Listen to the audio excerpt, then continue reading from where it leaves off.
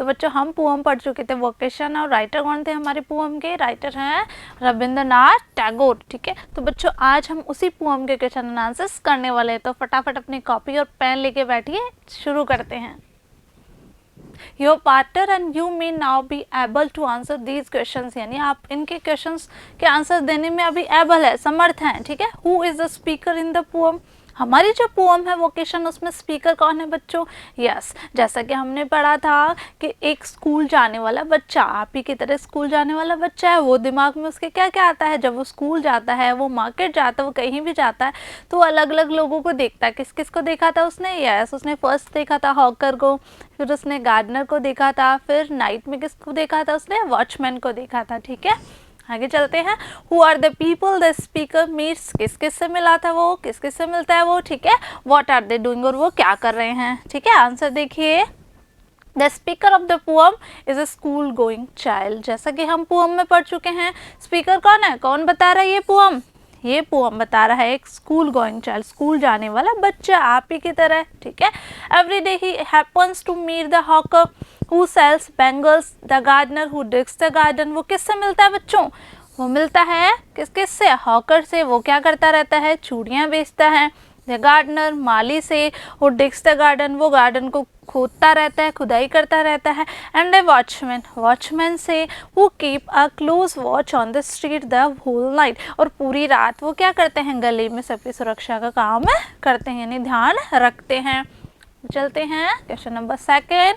What wishes does the child in the poem make, उसकी क्या क्या इच्छाएं हैं? क्या क्या इच्छाएं होती है उसकी? Why does the child want to be a hawker, a gardener और ए वॉचमैन। वो बच्चा हॉकर क्यों बनना चाहता है, क्यों वो गार्डनर बनना चाहता है, और क्यों वो वॉचमैन बनना चाहता है? देखिए answer. Pick out the lines in each stanza which tell us this. ठीक है, हमें पोअम में से लेना है। The child in the poem wants to be hawker. तो बच्चों वो बच्चा क्या क्या बनना चाहता है? ठीक है, वो बच्चा बनना चाहता है हॉकर, ठीक है, गार्डनर और वॉचमैन।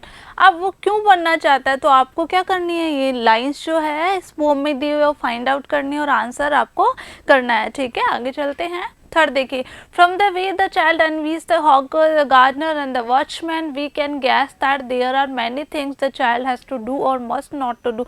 हम जैसा कि पोएम में पढ़ रहे हैं, बच्चे के मन में एक ईर्ष्या से हो रही है। ठीक है, कि काश मैं गार्डनर बन जाता, काश मैं क्या होता? हॉकर होता, काश मैं वॉचमैन होता, क्योंकि उनको रोकने वाला कोई नहीं होता। तो बच्चे के मन में ऐसी चीज़ें होती है।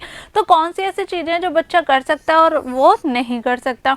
Make a list of the dos and don'ts that the child doesn't like. कौन कौन से उसको करनी होती है, कौन कौन से नहीं करनी होती। The first line is done for you. देखिए, द चाइल्ड मस्ट, ठीक है, the child must not. First देखते हैं, go to bed when it get dark, कि उसको सोना होता है जब रात हो जाती है। लेकिन वो ऐसा सोचता है कि वॉचमैन तो कभी ज़िंदगी में सोया नहीं होगा।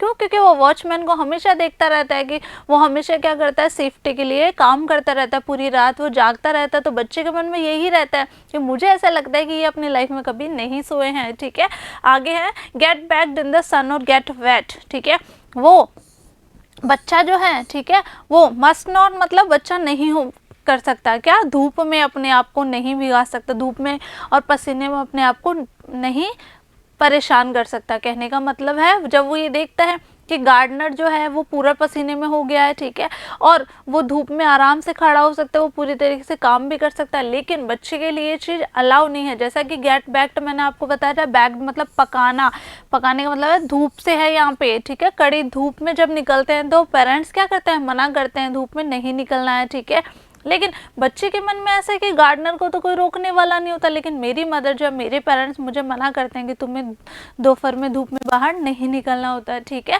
आगे चलते हैं। गो टू स्कूल डेली, ठीक है, उसको डेली स्कूल भी जाना होता है।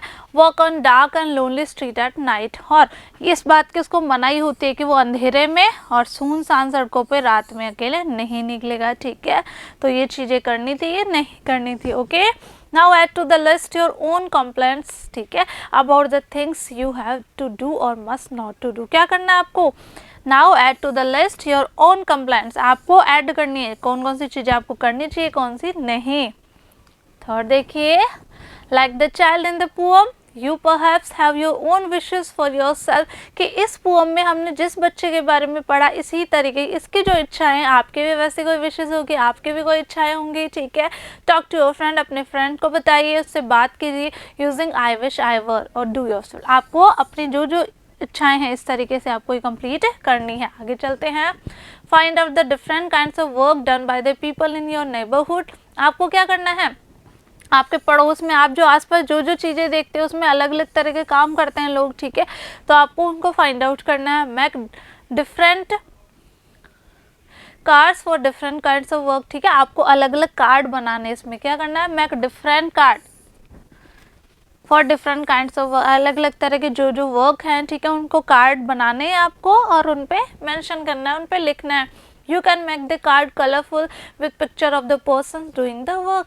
कहने का मतलब आप इसको और इंटरेस्टिंग बना सकते हैं। कैसे, जैसे गार्डनर है, ठीक है, तो आप गार्डनर की पिक लगा सकते हैं किस पर, एक कार्ड पे, और उनका वर्क लिख सकते हैं, ठीक है। जो भी अलग अलग जिन जिन के जो भी वोकेशन है, जैसा मैंने आपको बताया, वो सारी आपको करना है। ओके, ठीक है। आई होप आपको बच्चों पोम समझ में आ गई होगी अच्छे से।